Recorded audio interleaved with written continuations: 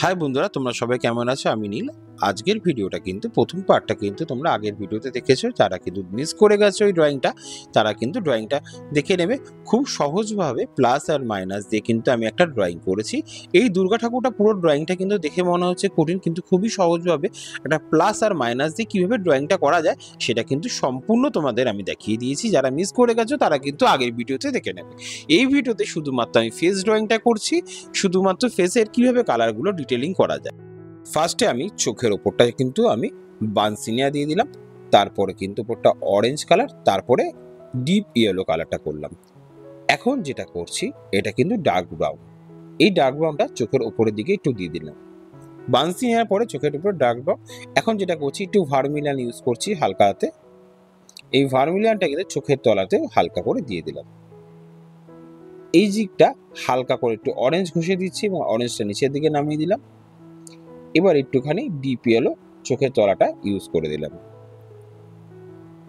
কিভাবে রিয়েলিস্টিক ড্রয়িংটা হবে সেটা কিন্তু তোমাদের ডিটেল দেখাবো, এবং সম্পূর্ণ ভিডিওটা স্কিপ না করে দেখতে দেখতে যাবে, কারণ কিনা তোমরা ভালোভাবে বুঝতে পারবে। এবার কিন্তু মিডিয়াম ইয়েলোটাই চলে আসলাম। মিডিয়াম ইয়েলোটা চোখের তলায় করে দিলাম।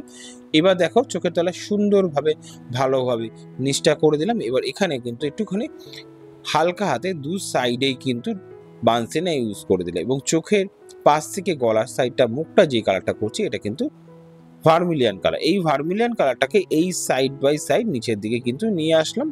এই ভার্মিলিয়ানটাকে করতে করতে নিচের সাইডে নিয়ে আসবো, তারপরে কিন্তু আবার এখন যেটা করছি এটা কিন্তু ডিপ ইয়েলো।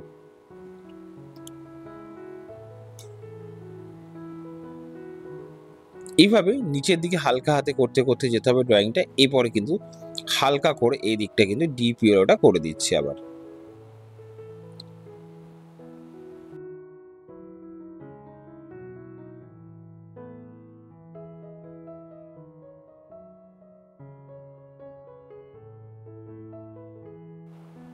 চোখের ওপরে সাইডে এবং তলার সাইডটা হালকা করে একটু ডার্ক ব্রাউন করে রেখে দিলাম।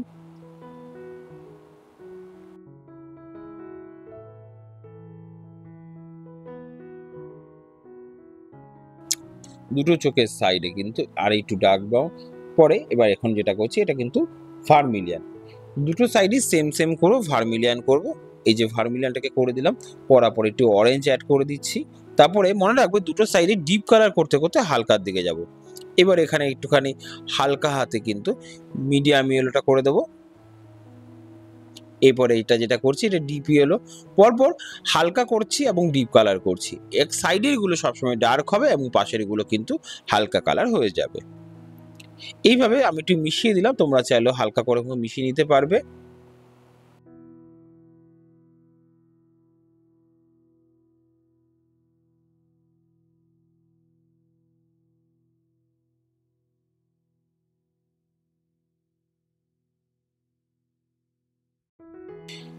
এবার নিচের সাইডটা কিন্তু একটু ডিপ ইয়েলো করে দিলাম, থুতনির সাইডটা একটু ইয়েলো কালার করে দিলাম। এবার ঠোঁটের সাইডটা কিন্তু এখনো ফাঁকা রেখে দিয়েছি। উপরের দিকে এবার বানসিনিয়া করলাম। এবার আমি উপরে পোর্শনটাকে একটু ভালো করে শেষ করে নিয়ে নিচের দিকে নামবো, তারপর একটু ভার্মিলিয়ান করে দিলাম বানসিনিয়ার উপরে।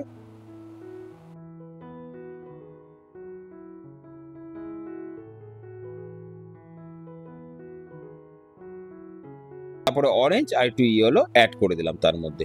সেম সেম ওই সাইডে একটু অরেঞ্জ আর ইয়েলো এরপরে অ্যাড করে দেবো।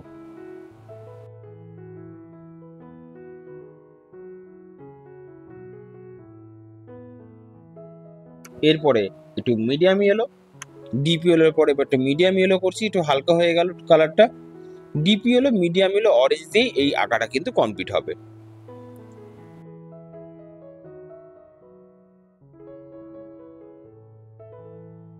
এরপরে আবার একটু ডিপ ইয়েলো সাইডটা করে দিচ্ছি।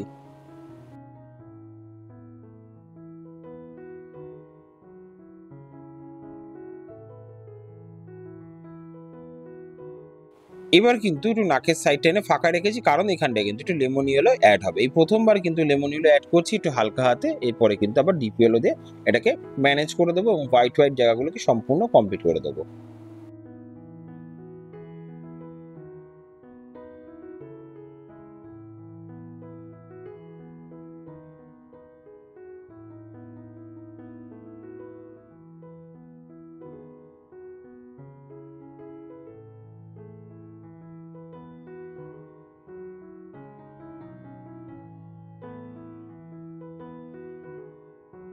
এবার ঠোঁটের সাইডটা একটু সাইডগুলোতে একটু হালকাতে অরেঞ্জ কালার দিয়ে দিলাম।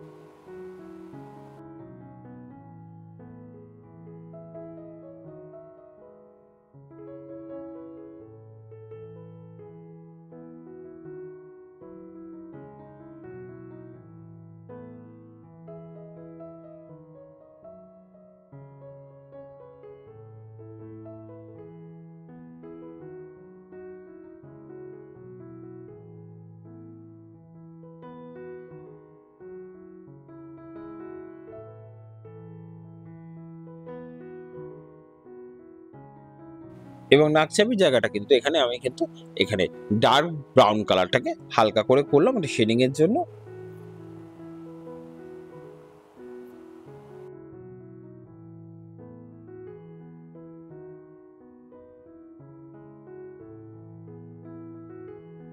ঠোঁটের তলার দিকটা কিন্তু ডার্ক ব্রাউন করে দিলাম, নাকের সাইডে কিন্তু একটু ডার্ক ব্রাউন ইউজ করে দিলাম।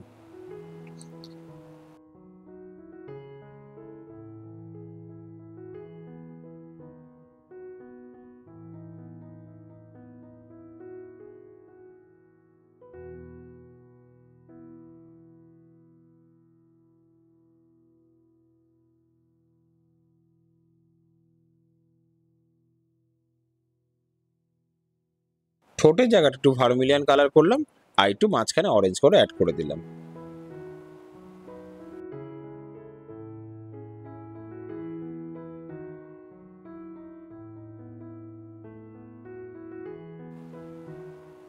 এবং চোখের তলার দিকটা এটা কিন্তু ডার্ক ব্রাউনটাকে আমি চোখের তলার সাইডে মনিটর সাইডে একটু হালকা করে বর্ডার দিয়ে রাখলাম।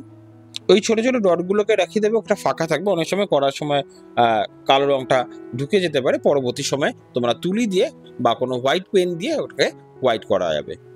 এবং ঠোঁটের সাইডটা একটুখানি আর একটু ডার্ক করে দিলাম।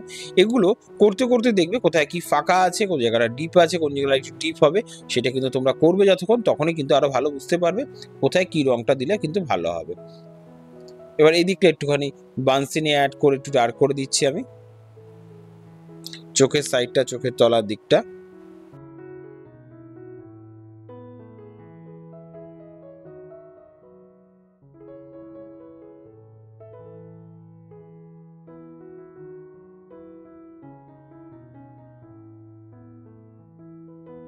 চোখের দুটো সাইড অরেঞ্জ এবং মাথার উপরটা ফাঁকা রেখেছিলাম, ওই জায়গাটা কিন্তু এবার রেড কালারটা করে দিতে হবে।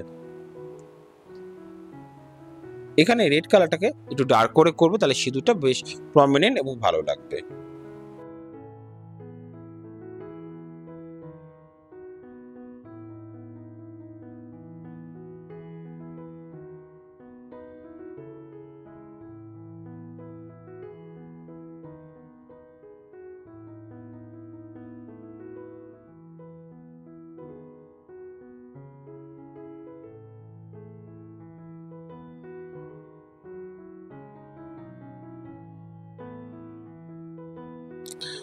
এবং ঠোঁটের দিকটা একটু রেড কালার ভালো করে মিশিয়ে অ্যাড করে দিলাম এবং রেড কালার দিয়ে এই ননদটা হালকা হাতে করে দিলাম।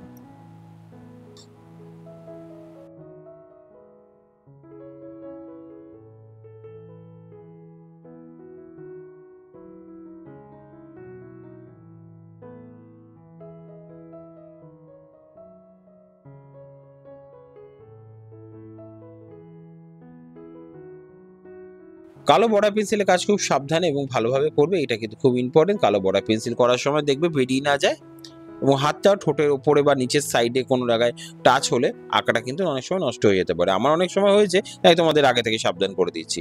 কালো বর্ডার পেন্সিল দিয়ে চোখটাও কিন্তু করতে হবে। এই পার্টে শুধুমাত্র আমি ফেস ড্রয়িংটা দেখালাম, এর পরের ভিডিওতে তোমাদের কিন্তু সম্পূর্ণ ড্রয়িংটা কিভাবে করব, ব্যাকগ্রাউন্ড কালার এবং মুটুকের কালারটা কিন্তু তোমাদের সামনে খুব ইজিভাবে সুন্দরভাবে করে দেবো। পরপর ভিডিওগুলো দেখতে থাকো, তাহলে কিন্তু এই ড্রয়িংটা সম্পূর্ণ তোমরা খেয়াল করে এবং করতে পারবে। এই চোখের সময় কালোটা খেয়াল করে করবে, হোয়াইট অংশটা যদি ভরে যায় তাহলে কিন্তু তোমরা হোয়াইট পেন বা হোয়াইট কালার দিয়ে তুলি দিয়ে করতে পারবে। সেটা আমি পরের ভিডিওতে দেখিয়ে দিচ্ছি চোখটা সম্পূর্ণ কিভাবে করা যেতে পারে।